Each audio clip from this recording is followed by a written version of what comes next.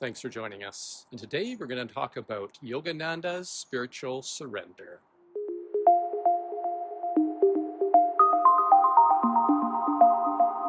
So there is a persistent spiritual notion in Kriya Yoga that surrender is the secret of manifestation and spiritual development. And this is partially true, but not in the way that most people think. The conventional thinking is that one surrenders to God as if the divine were separate from oneself. In this view, the ego consciousness, after having turned away from the light of God, returns like a prodigal son to realize its true nature as the soul, and there is much rejoicing. In his commentary on chapter 2, verse 20 of the Bhagavad Gita, Yogananda writes, "It follows that every prodigal son, seeking to ascend by retracing his footsteps upwards to spirit, must attune himself to the inner urgings of spirit, incarnate in his soul, and through proper yoga meditation, leave behind him the identification with material habits and sense enjoyments, Raja Rishis, intuitive perception of astral life and consciousness, Ikshavaku, the sum total of individualized human consciousness, Manu, and cosmic light, Vivasvat. Reaching the spirit, the soul breathes a long sigh of joyous relief. Perfect virtue, Dharma, is reestablished."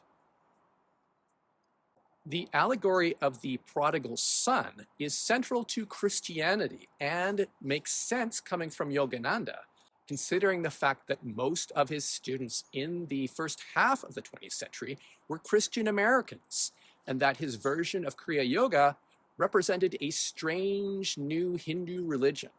But what is the nature of the apparent prodigal return to spirit? So to understand this, we first have to define soul, Atma. In chapter 2, verse 20 of the Bhagavad Gita, it states, "The self is never born, nor does it ever perish, nor having come into existence will it again cease to be. It is birthless, eternal, changeless, ever same, unaffected by the usual processes associated with time. It is not slain when the body is killed." Yogananda's commentary on this verse is as follows. The difference between the soul and spirit is this. The spirit is ever-existing, ever-conscious, ever-new, omnipresent joy. The soul is the individualized reflection of ever-existing, ever-conscious, ever-new joy, confined within the body of each and every being. Souls are the radiating rays of spirit, individualized as formless, vibrationless atoms and tissues of spirit. Hence, they are coexistent with spirit and of the same essence, as the sun and its rays are one. Though incarnate, the soul belongs to the noumenal region, which changes not. All material forms belong to the regions of phenomena, their very nature being alienated from spirit. They change constantly. Phenomena arise from and are inseparably linked with noumena, but the latter, being of spirit, are immutable and transcendent. The outer surface of the soul's consciousness that is cloaked with the instrumentalities of the ego, mind, and senses undergoes the permutations of nature, but the soul's essence remains inviolable. In his reference to unchanging soul that exists independently of phenomena, Yogananda is outlining the dualistic theological underpinnings of Samkhya, in which Purusha, or consciousness, is seen as separate from Prakriti, nature, as well as the theological underpinnings of Advaita Vedanta, which posits that Atman, the soul, and Brahman, spirit, are one, but are apparently separated due to a cognitive error on the part of the individual. Yogananda's central teaching about the Bhagavad Gita is clearly articulated in the following passage. The significance of Bhagavan Krishna's advice to Arjuna is that man can receive the liberating grace of God by properly using his free choice to put God first in his life. O devotee, knowing that every action is instigated by the elusive cosmic nature, get out of her clutches by performing all actions only to please God. He alone can free you from his own decrees, from the decrees of cosmic nature, and from the snare of the self-actuated law of human actions. By concentrating on God in deepest communion, surrendering eagerly and unreservedly your whole being to him, you will, by his grace, become established in supreme peace and find eternal freedom in him. Yogananda's reference to delusive cosmic nature illustrates his conflation of the Hindu concept of Maya, the apparent illusion of separation, with fundamentalist Christian concepts of Satan and his influence. For more information about this persistent theme in Yogananda's readings, see Kriya Yoga and Yogananda's delusion linked above. Yogananda's advice in this commentary is primarily renunciatory.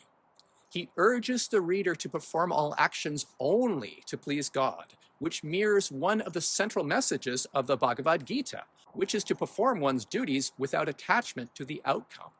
This is wise advice even from the standpoint of modern psychology. Yogananda references the snare of human actions, a reference to negative karmic effects stemming from individual choices. He also counsels the reader to eagerly and unreservedly surrender their entire being to God in meditation. However, his advice helps to validate the very duality and spiritual separation that Yogananda is repudiating by placing the divine on a pedestal that is separate from oneself. This has led to generations of Yogananda students rejecting their everyday experiences in favor of spiritual escape in meditation. Real spiritual surrender is about letting go of resistance to what is, rather than trying to surrender to something that is separate from oneself. The latter is a form of psychological projection in which the inherent wayward soul goes through a process of penance for the sins of its past actions. In contrast, when one lets go of resistance to what is, one experiences a complete acceptance of all experiences. One may also experience the natural dissolution of these expressions into the ground of being, which is one's essence nature. The challenge that most people experience is that they don't know how to allow these experiences to be absorbed into their deeper nature, and then they feel subconsciously guilty because they're clinging to these experiences. As a result, they create all sorts of ideas about bondage and liberation, none of which really recognizing the central issue that is causing the situation in the first place. But if they are able to see the true essence nature of pure awareness, which is the ground of being in every moment and in every situation, they will recognize its dynamism and power to create the experience, to sustain the experience, and to dissolve the experience. And as well, to remember that they are the ground in which all of this occurs. This recognition interrupts the forgetting of one's divine essence nature and leads to liberation, moksha.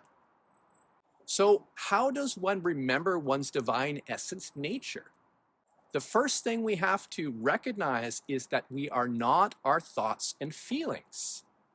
Now, this does not mean that we need have no thoughts and no feelings because they're somehow separate from our true nature. Rather, that these thoughts and feelings are a manifestation of our autonomous power to express our nature, what is called Swatantriya Shakti. We don't need to overcome or destroy our thoughts and feelings. We just need to understand them in their proper context, that they are expressions of our consciousness. And when we see our thoughts, feelings, and actions in this way, we are following the true advice of the Bhagavad Gita, which is to fulfill one's duty without attachment.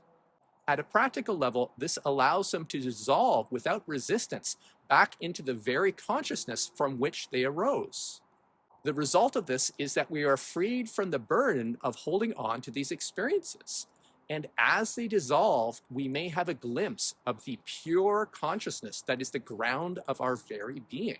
This can be as simple as the following process. Number one, Feel whatever you are experiencing without resistance.